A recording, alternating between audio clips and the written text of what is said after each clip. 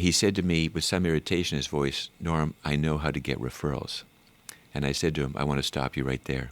First, take the word referral out of your vocabulary. When you ask people for referrals, what they think about is, who do I know who has a problem? When you go to your doctor and your doctor refers you to a specialist, it's usually because you have a problem."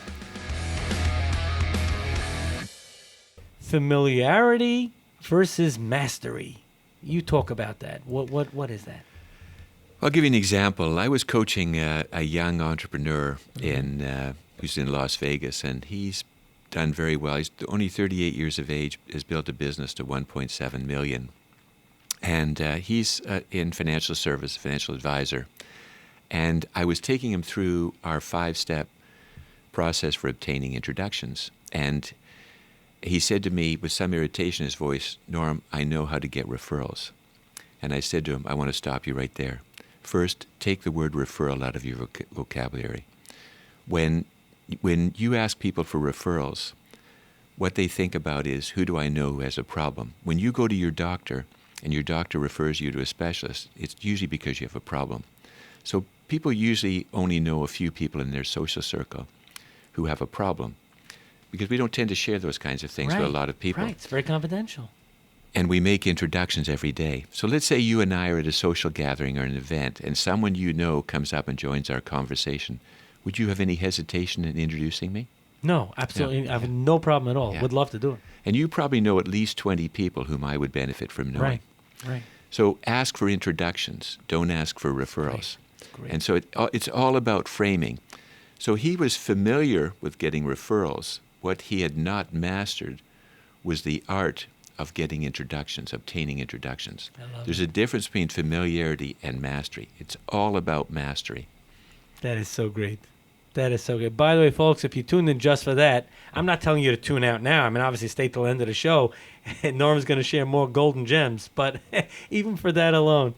Now, if it's okay, I'm going to toss, not a curveball, because I know you could hit it out of the park, but how does a small business go about building a sales team? Is that too difficult for you? No. That actually is a big part of our work. Is helping people. Well, first and foremost,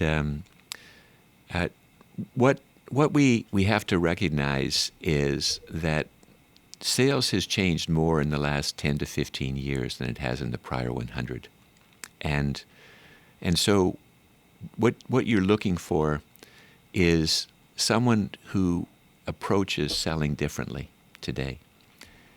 We're all in the relationship business, and first and foremost, it's the ability to build relationships. Mm-hmm.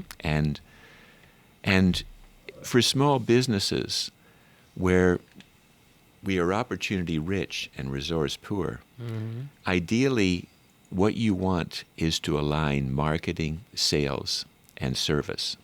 And I'm going to get into this in a bit more detail later on. When people make a decision to buy, they triangulate. They look for 3 or more sources of validation. So one is intuitively, how do we feel about someone? So if we meet a salesperson, do we feel that that salesperson has our best interest at heart? Mm-hmm. Harvard did a study of what is it that determines whether we deal with a salesperson or not. They found there were 2 characteristics that are paramount. One is personal warmth. We feel that person cares about us. And the second is competence.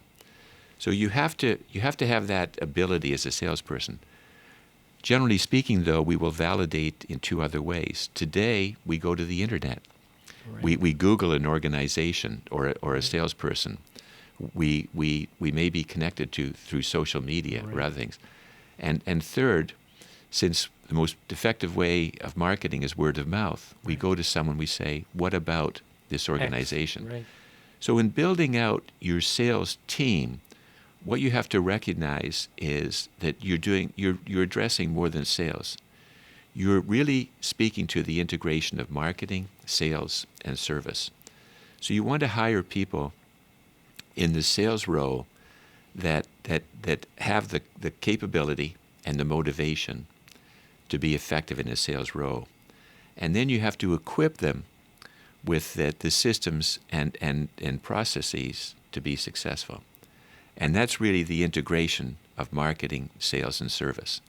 And so, a firm like yours is integral to that, because it's all about building brand. Today, what you're selling it's not based on the persona of the salesperson, because today we're not selling products or services. We're selling the transformation of the person's life. We're selling aspirations. And you want to integrate all of those different elements. How you build your brand, marketing, how you manage the interface, the buying cycle or the sales process, and is your service delivery model such that the experience that people have, it meets or exceeds their expectation. Because that's how you complete the cycle, because those people become your evangelists.